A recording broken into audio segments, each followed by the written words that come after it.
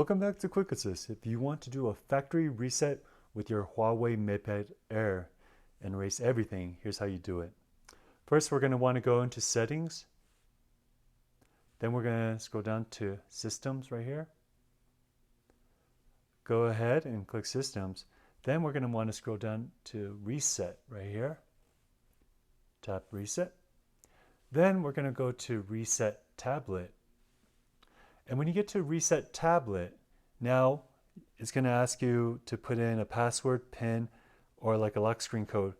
So then you can go ahead and put reset password, reset, and then you put in your PIN.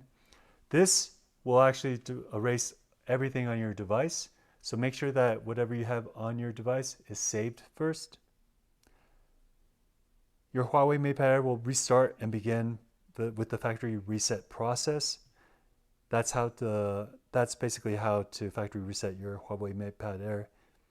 If this video has helped, please consider liking or subscribing, and I'll see you next time. Bye-bye.